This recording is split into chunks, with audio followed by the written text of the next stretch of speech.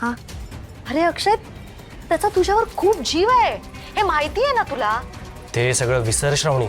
ज्या पद्धतीने त्याने वेड्याचं नाटक करून सगळं जाणून घेतलं आणि योग्य वेळ येता झडप घालून सगळं सत्य सगळ्यांसमोर आणलं, हे खूप विचार करण्यासारखं आहे. मग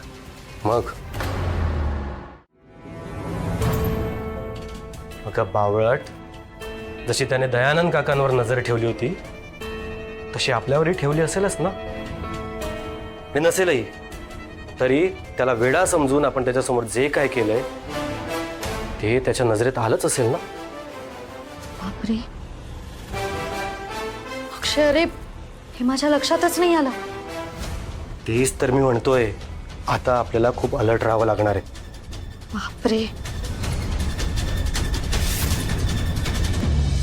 एक मिनिट अक्षय, त्या दिवशी किटी पार्टीमध्ये मी श्रेयस भाऊजींशी जे काही वागले, त्यांच्या डोक्यावर ओढणी ठेवून त्यांना सगळ्यांसमोर नाचायला लावलं, तेव्हा ते वेडे होते की नॉर्मल?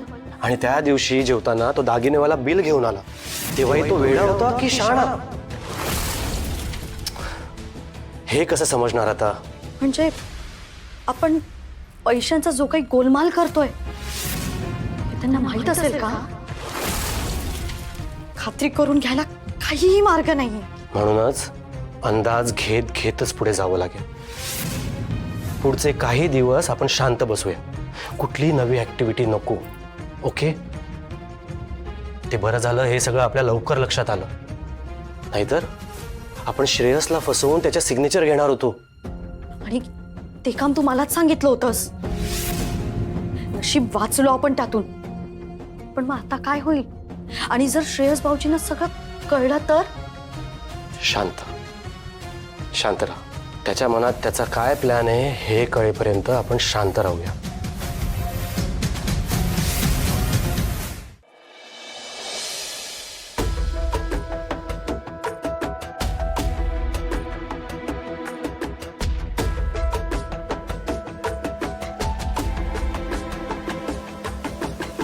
सगळ्यांबरोबर खाली जेवायला येणार आहेस ना?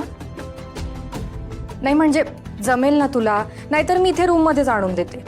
येऊ शकतो मी, तो प्रॉब्लेम नाही आहे. मूड नाही आहे माझा. खूप वेगवेगळे विचार आहेत ग डोक्यात. तरी ऐन वेळी ठरवू, चालेल? चालेल,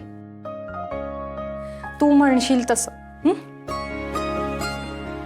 तुझ्या मनाविरुद्ध काही करायचं नाही असं ठरवलंय आम्ही सगळ्यांनी.